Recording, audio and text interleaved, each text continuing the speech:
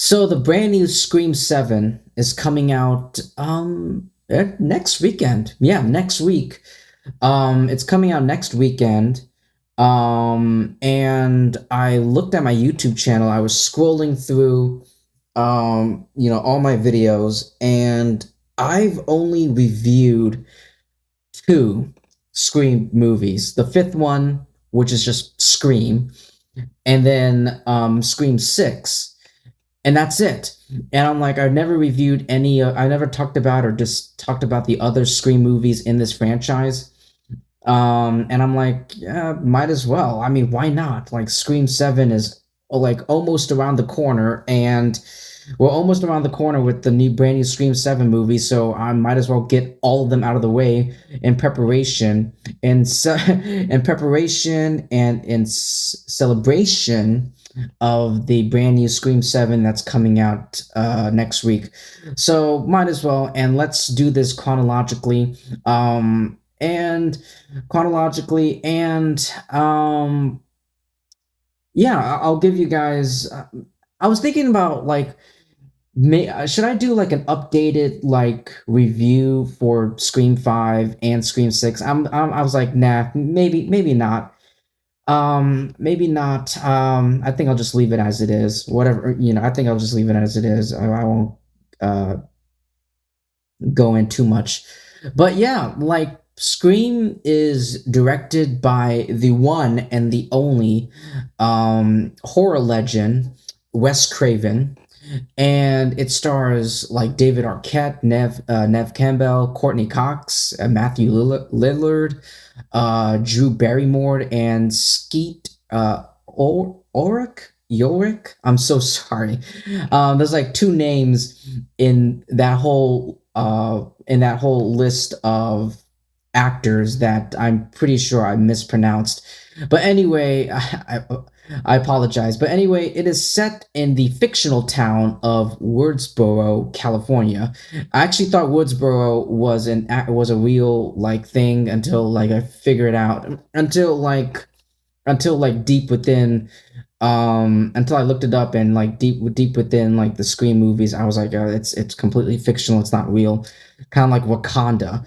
And the plot follows high school student Sidney Prescott, played by Nev Campbell, and her friends, who on the anniversary of her mother's murder become the targets of a costume serial killer, which we all now know and is now like the icon of Halloween, and that is Ghostface. And this 1996 film, directed by Wes Craven, as I said, and written by Kevin Williamson. This movie is widely regarded, ladies and gentlemen, as the movie that started the horror genre. By the mid 90s, like, slasher films had become a bit of a punchline, buried under a mountain of low budget sequels and tired tropes. This film, Scream, didn't just break those rules. It invited the audience to laugh and shudder at them simultaneously. And by that, I mean the meta. And by this movie goes like, it goes meta, and it makes fun. It makes fun. It sort of like mocks in a way, and parodies. It mocks. It's some sort of satire, sure, like an inch of satire, and just making fun of the whole like slasher genres, and also movies and like slasher films, and let's break it all down, huh? I love how the film's brilliance lies in its self-awareness. Unlike previous horror protagonists who seemed unaware of the genre they occupied, the characters in Woodsboro are horror buffs.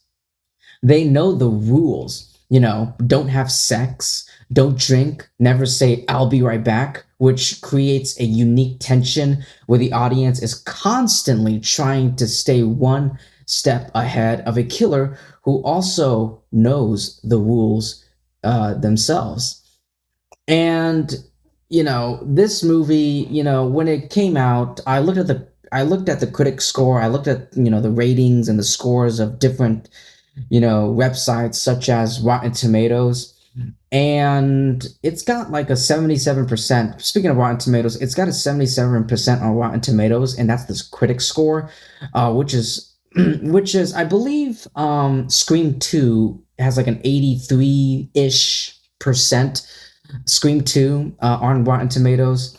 But yeah, like, I love the film's, meta commentary and its sharp wit. The opening sequence featuring Drew Barrymore, a young Drew Barrymore, is still cited as one of the most shocking and effective subversions in cinema history. While, and there are some criticisms and complaints here and there, including from critics and including myself too, such as like the humor diluted the suspense. I thought that the humor diluted the suspense, or that the violent, or both the diluted suspense and the violence, at some parts was like too excessive. Like it should not be like that. Like, it realistically, like when a person gets like killed, when a person gets killed, I like when when a person gets killed, like this film, like the death sequences are very dramatic, if you will. And when you're thinking about it from a logical standpoint, I'm like, it doesn't really drag on like this. It's not like this. I don't want to, I don't want to give too much away. But yeah, like apparently, because of all this, it led to a lengthy battle with the MPAA to avoid an NC-17 rating. But diving into the performances, I mean, Nev Campbell, Sidney Prescott, her performance and of this character redefined the whole final girl as someone resilient and proactive rather than just a victim. And the killer, I mean, Ghostface became an instant icon. A Ghostface is the I will fight anyone. I will, okay, not fight. That's a bit excessive and over the top. I will debate. I will politely debate with anyone who says otherwise. Like, Ghostface is the he's the face of Halloween. He's the icon, icon, or they are the icon, because both men and women, anyone, like both genders, men and women, there have been throughout the past, there have been a bunch of men and women who have become, who become Ghostface. But like, yeah, like Ghostface became an instant icon, unique for being a human and clumsy threat, rather than an invincible supernatural force like fucking Michael Myers, or Freddy Krueger, or Jason Voorhees. And the legacy of this film, it lauded this massive, multimedia franchise, and inspired a wave of late 90s teen horror hits like I Know What You Did Last Summer, which, yeah, that I Know What You Did Last Summer.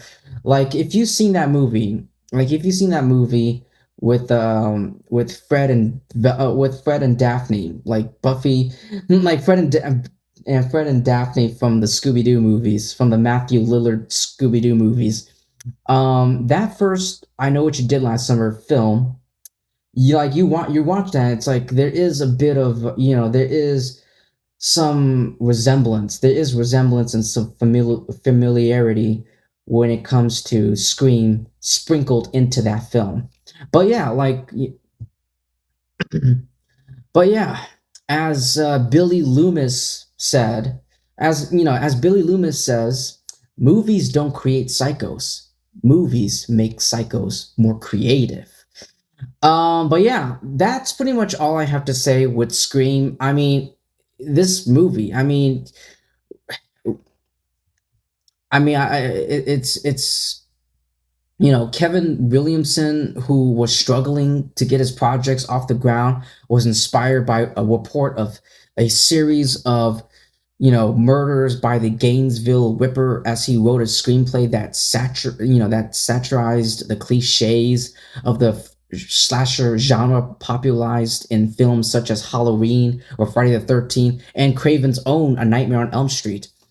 Speaking of Michael Myers, Jason and Freddy, he developed under the title Scary Movie. Um, that's funny. Williamson's script became the subject of an intense bidding war from multiple studios before Miramax Films purchased the rights for its Dimension Films label. Craven, despite turning down the opportunity multiple times, agreed to direct the film after he had read the script, as he was determined to reestablish himself after several career setbacks. And of course, the involvement of Barrymore and Cox helped secure more support from the studio. I mean, like, this movie came out in the 90s, and back in the 90s, I'm pretty sure Courtney Cox, she was very popular because of the TV show Friends, which she was in. Like, Courtney Cox was like, she was the 90s. I mean, it was the 90s. She was booming. She was rising. And yeah, with Friends, with Friends and Scream. But yeah, so this film came out it was released on December 20th, 1996. Scream was not expected to perform well due to concerns over releasing a slasher film in a time normally reserved for holiday entertainment. However, yeah, I mean, it was, December, Christmas, so.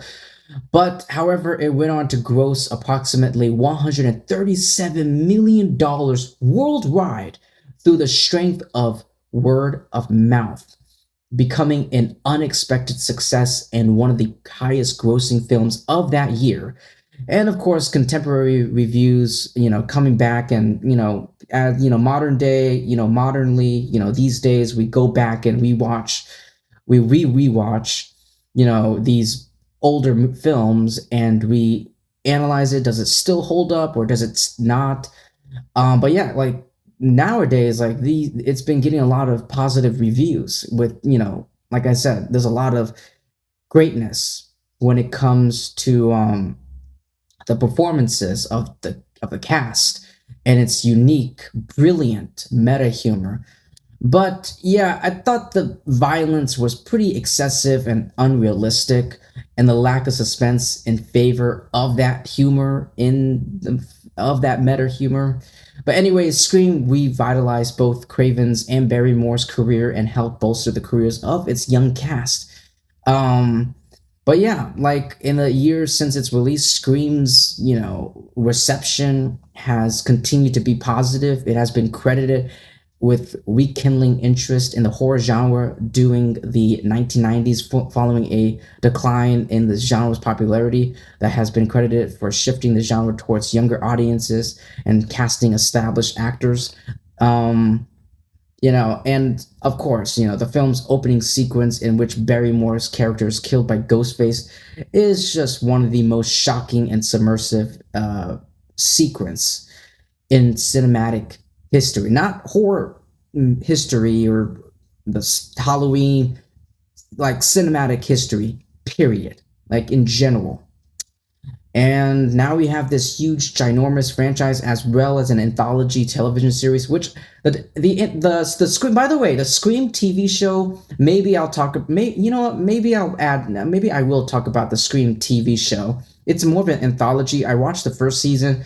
I thought it was alright. I thought it was alright. I thought it was an alright TV show. I never finished it. I dropped it. I tapped out, but it's been a long time, but I think it's canceled. But whatever.